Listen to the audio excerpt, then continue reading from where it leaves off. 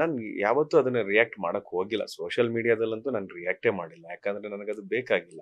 ಆಮೇಲೆ ನನ್ನನ್ನ ಇಷ್ಟಪಡೋ ಜನರಿಗೂ ಅದು ಬೇಕಾಗಿಲ್ಲ.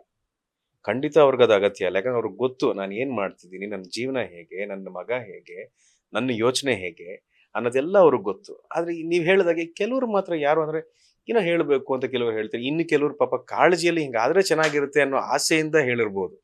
ಆದ್ರೆ ಅದು ಆ ಆ ಅದರ ನಂಬರ್ ಕಡಿಮೆ. ಅದನ್ನ ಒಂದು ಸುದ್ದಿ ಮಾಡಿ ಹಬ್ಸೋರೇ ಹೆಚ್ಚು. ಸೊ ನಾನು ಯಾರನ್ನೂ ಕೂಡ ದೂಷಿಸೋದಾಗ್ಲಿ, ಅವ್ರನ್ನ ಬೈಯೋದಾಗ್ಲಿ, ರೇಗೋದಾಗ್ಲಿ ಇದನ್ನ ನಾನು ಯಾವುದೂ ಮಾಡೋದಿಲ್ಲ. ಆದ್ರೆ ನನಗದು ಬೇಡ.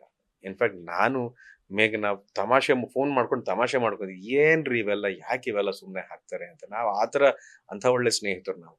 ಆದ್ರೆ ಅದ್ರ ಹಿಂದೆ ಯಾವುದೇ ಉದ್ದೇಶ ಇರೋದಿಲ್ಲ ಅಥವಾ ಯಾವುದೇ ರೀತಿ ಯೋಚನೆಗಳಿರೋದಿಲ್ಲ ಅನ್ನೋದು ನನಗೂ ಗೊತ್ತು, ಅವ್ರಿಗೂ ಗೊತ್ತು. ಸೊ ಹಾಗಾಗಿ ನಾನು ಕೇಳ್ಕೊಳ್ಳೋದಿಷ್ಟೇ, ನಿಮ್ಮ ಕಾಳಜಿಗೆ ನಾನು ಚಿರಋಣಿ. ನಿಮ್ಮ ಪ್ರೀತಿಗೆ ನಾನಾಗ್ಲಿ, ನನ್ನ ಮಗ ಆಗ್ಲಿ ಚಿರಋಣಿ. ಆಮ್, ಅಕಸ್ಮಾತ್ ಸ್ಪಷ್ಟನೆ ಬೇಕೇ ಬೇಕು ಅನ್ನೋದಾದ್ರೆ ಇವಾಗ ಒಂದು ಕೆಲವು ಕಡೆ ಹೇಳಿದ್ದೀನಿ. ಅದನ್ನೇ ಮತ್ತೆ ಹೇಳ್ತೀನಿ. ಎ ಖುಷಿಯಾಗಿದ್ದೀನಿ. ಸ್ಪಂದನ ನನ್ನ ಜೊತೆಲೇ ಇದ್ದಾಳೆ. ನಾನು ನನ್ನ ಮಗನ ಜೊತೆಲೇ ಇದ್ದಾಳೆ. ನಮ್ಮ ನೆನಪು ಹಾಗೇ ಇದೆ. ಈ ತರ ಆಗುತ್ತೆ ನನ್ನ ಜೀವನದಲ್ಲಿ ಅಂತ ನನಗೆ ಗೊತ್ತಿರ್ಲಿಲ್ಲ. ಸೊ ಮುಂದಕ್ಕೆ ಏನಾಗುತ್ತೆ ಅಂತ ನನಗೂ ಗೊತ್ತಿಲ್ಲ.